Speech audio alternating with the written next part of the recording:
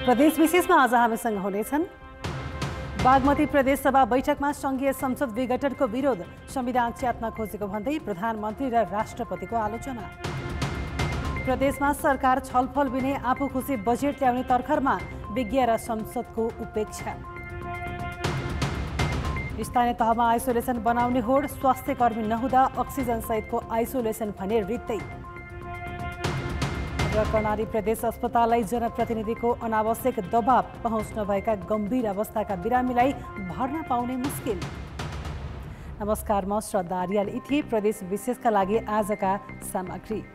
यसबाहेक धनुषाका विपन्न किसानले लकडाउनको अवधिभर सरकारबाट आवश्यक बाहेक केही नपाएको सामग्री हामीसँग रहनेछ।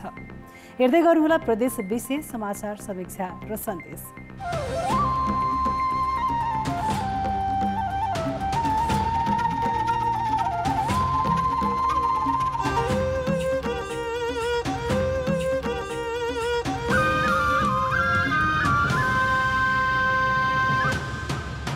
प्रदेश विशेष प्रेजेन्टेड बाय एशियन पेन्ट्स।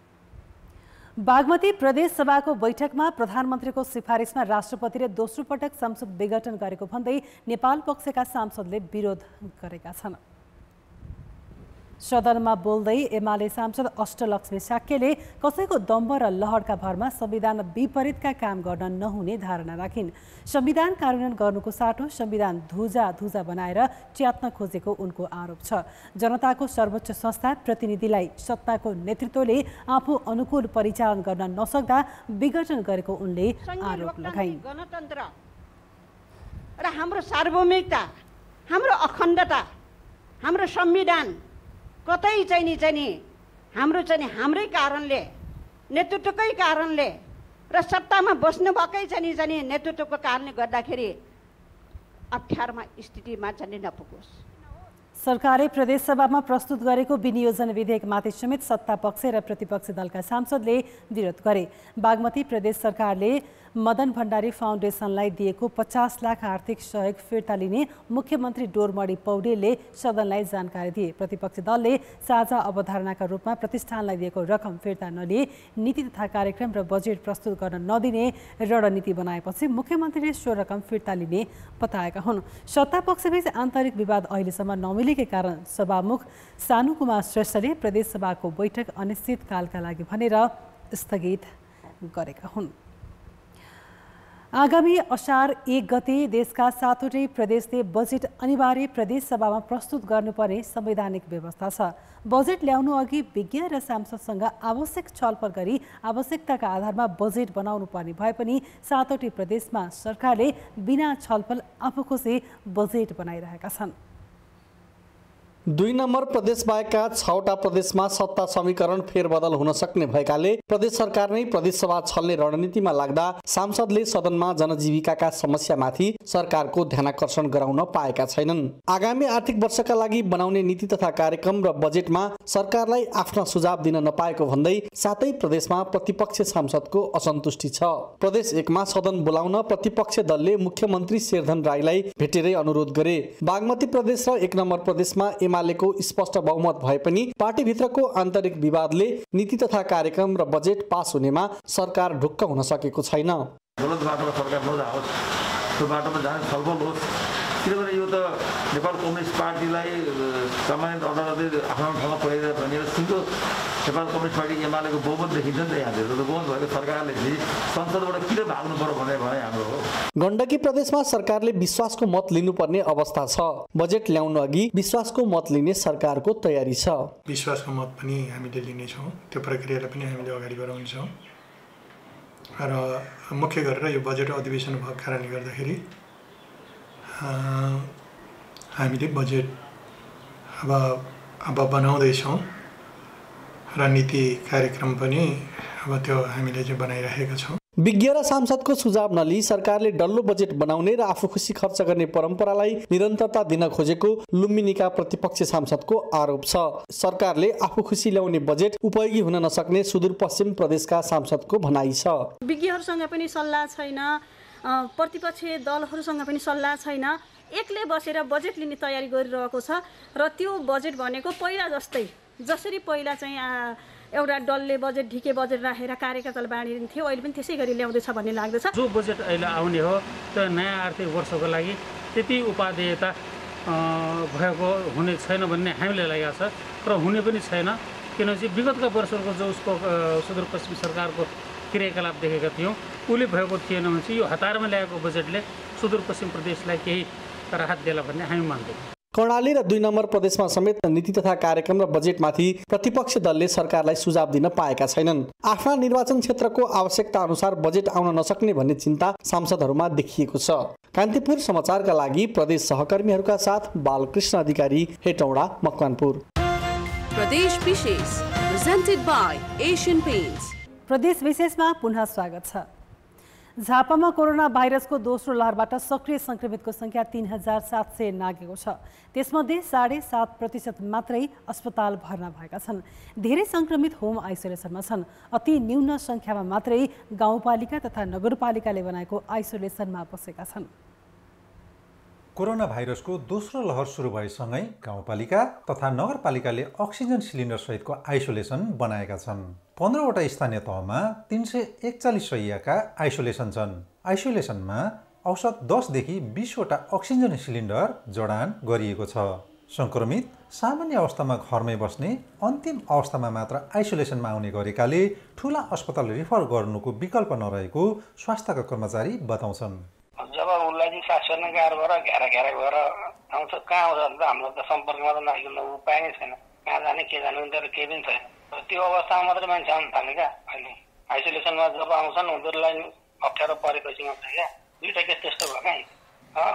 अनि हामीले एन्टिजेन टेस्ट गरेर अनि पोजिटिभ आएपछि अनि रेफर गर्ने कहाँ लाने भनेर हामी समन्वय गरेर अनि जोगिरा ठाउँ पठाउने एउटा केस। झापामा कोभिड-19बाट मृत्यु हुनेको संख्या 213 जना पुगेको छ। दोस्रो लहरबाट मात्र 84 जनाको मृत्यु भएको छ। संक्रमित कि त घरमै बस्छन् कि सुविधा सम्पन्न अस्पताल रोज्छन्। पर्याप्त चिकित्सक र स्वास्थ्यको उपकरण नभएकोले स्थानीय तहको आइसोलेसनप्रति बिरामीको विश्वास नभएको स्वास्थ्यकर्मी स्वीकार गर्छन्। अक्सिजन दिँदै उसलाई चाहिँ आइसियुमा पनि राख्नुपर्ने स्थिति आउन सक्छ या भेन्टिलेटरमा पनि राख्नुपर्ने स्थिति आउँछ र त्यो त व्यवस्था त त्यहाँ हुँदैन सर। पालिकाको आइसोलेसनमा त्यस्तो धेरै सुविधाहरू छैन। अब चिकित्सक मेडिकल अफिसर हुन्छ सर यतातिर पालिकाको आइसोलेसनमा, जबकि हस्पिटलमा चाहिँ विशेषज्ञ हुन्छ, मेडिसिन विशेषज्ञ हुन्छ। चिकित्सक र स्वास्थ्यकर्मी पर्याप्त नहुँदा स्थानीय तहका अक्सिजन सहितको आइसोलेसन प्राय खाली छन् भने अस्पतालमा बिरामीको चाप बढी छ। स्थानीय तहमा औपचारिकता र सस्तो लोकप्रियताका लागि आइसोलेसन बनाउने होड छ। आइसोलेसनमा न्यूनतम उपकरण तथा जनशक्ति व्यवस्थापनमा कसैको ध्यान गएको छैन। कान्तिपुर समाचारका लागि गणेशमान मुखिया, झापा।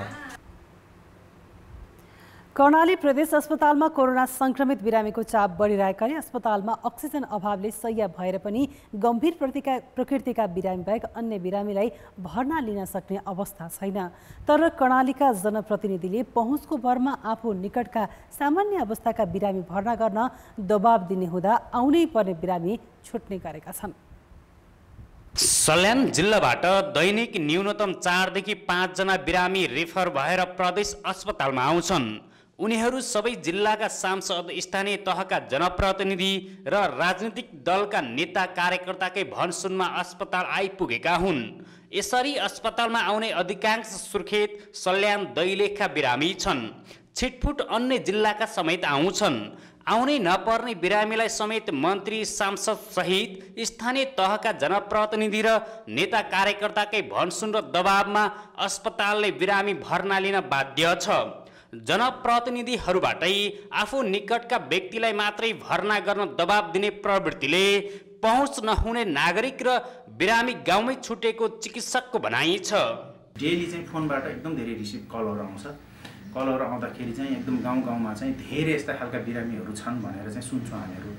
तर हामीहरूसित ट्रान्सपोर्टेसन, हामीहरूसित त्यहाँबाट बिरामी गाह्रो परेको बिरामी यहाँसम्म ल्याउनलाई धेरै गाह्रो छ, धेरै चुनौतीपूर्ण छ। 300 जनासम्म बिरामी भर्ना लिन सक्ने अस्पतालले सूचना नै निकालेर गम्भीर प्रकृतिका बिरामी मात्रै पठाउन जिल्ला र स्थानीय तहलाई जानकारी गराइसकेको छ। तर मन्त्री, सांसद र जनप्रतिनिधिहरूले अस्पताल निर्देशक, चिकित्सक लगायतका व्यक्तिलाई फोन गरेर दबाब दिन छोडेका छैनन्। प्रदेश सरकारकै पहलमा स्थानीय स्तरमै उपलब्ध स्रोत, साधन र जनशक्तिले अधिकतम उपचार गर्न र सम्भव नभए प्रदेश अस्पताल, कर्णाली स्वास्थ्य विज्ञान प्रतिष्ठान जुम्ला र रुकुम पश्चिमको चौरजहारी अस्पतालमा पठाउन भनिएको प्रदेश सरकारको भनाइ छ। बढी भिड चाहिँ भयो, गम्भीर प्रकृतिका चाहिँ बिरामीहरू बाहेक अरू सामान्य तपाईँको बिरामीहरू आफ्नै होम आइसोलेसनमा बस्ने र अरू जिल्लाहरूले चाहिँ तपाईँको हेर्ने, पालिकाहरूको हस्पिटललाई हेर्ने र अन्तिम अवस्थामा पुगेका बिरामीहरूलाई मात्रै प्रदेश हस्पिटल रेफर गरौँ भन्ने कुरा चाहिँ भयो र गर्ने पनि त्यही हो हाम्रो। त्यो भनेको लास्ट रेफरल सेन्टर भनेको हाम्रो प्रदेश हस्पिटल चाहिँ हो। कोरोना भाइरसको नयाँ भेरिएन्ट देखा परिसकेकाले महामारी कहिलेसम्म रहन्छ थाहा छैन। त्यसैले संक्रमण रोकथाम तथा नियन्त्रण र उपचारका लागि स्थानीय स्तरका स्वास्थ्य संस्थामा स्रोत, साधन र जनशक्तिको व्यवस्थापन गरी दीर्घकालीन पूर्वाधार तयार गरिनुपर्छ। यस्तै दबाव र प्रभावका आधारमा सुविधा सम्पन्न अस्पतालमा भर्ना लिने र गराउनुको साटो बिरामीको अवस्था हेरेर मात्रै उपचारमा प्राथमिकता तोकियोस्। कान्तिपुर समाचारका लागि क्यामेरामा नवीन शाहीका साथ कमल पन्त र पूर्ण बहादुर खड्का, सुर्खेत। प्रदेश विशेष प्रेजेन्टेड बाय एशियन पेन्ट्स। प्रदेश विशेषमा पुनः स्वागत छ। खोलाले उकासेको जग्गामा खेती गर्दै आएका धनुषा र सिराहाका गरिब तथा विपन्न किसान लकडाउनको कारण यस वर्ष पनि समस्यामा परेका छन्। कोरोना संक्रमणको त्रासले लगानी र मेहनत अनुसारको प्रतिफल पाउन नसकेपछि रात दिन बगरमै बस्दै आएका किसान दोहोरो मारमा छन्। तर प्रदेश सरकारले उनीहरूका लागि गरेको प्रतिबद्धता भने अलपत्र छ। तरकारीका बिउमा, मलमा, सिँचाइको लागि र सफ्ट लोन उहाँहरूलाई चाहिँ बिना धितो लोनको पनि चाहिँ हामी व्यवस्था गर्छौँ उहाँहरूको, किनभने उहाँको परिवार नै आश्रित भएको हुनाले, बगरमै आश्रित भएको हुनाले त्यस्ता परिवारलाई चाहिँ हामी सपोर्ट गर्छौँ। प्रदेश 2 सरकारका कृषि मन्त्री शैलेन्द्र प्रसाद शाह ऋण लिएर कृषि कर्ममा लागेका विपन्न किसानहरूको पीडा बुझ्न धनुषा र सिराहाको सिमाना कमला नदीको बगरमा पुगेका थिए।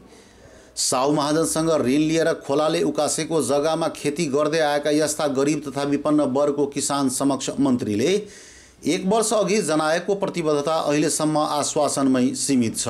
जते किसान के घटना है कैसे बोल देवे क्षति भेल त देबे, लेकिन कहाँ देलकै, नहीं देलकै त की करी। हमरा के क्षति भेले 6 कुंट अथी मैक्सिमल भेले अथी क्षति त नहीं देलकै। हमरा के 4 थाना के आदमी आयल रहे सिराहा जिला के, वह हमार मदद केला।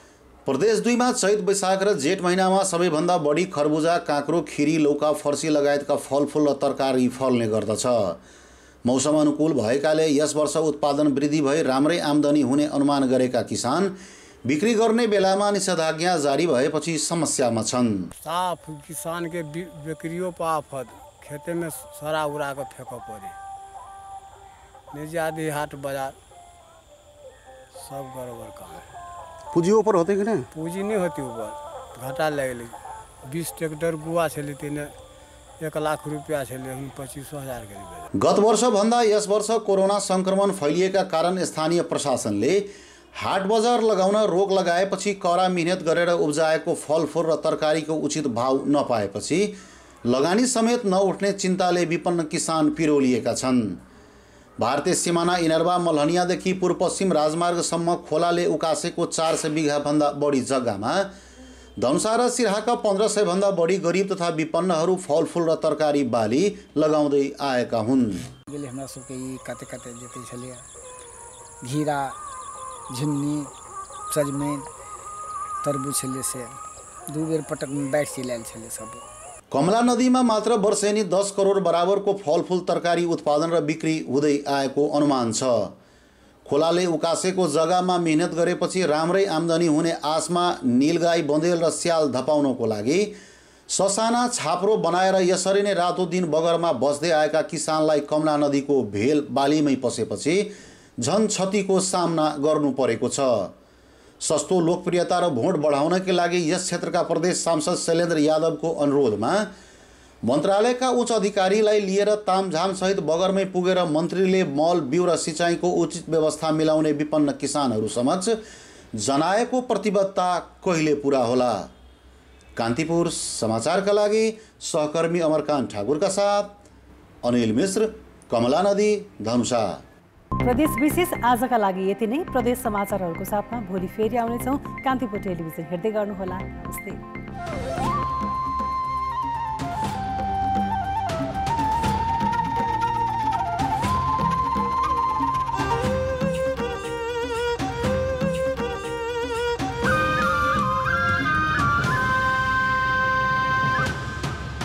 प्रदेश विशेष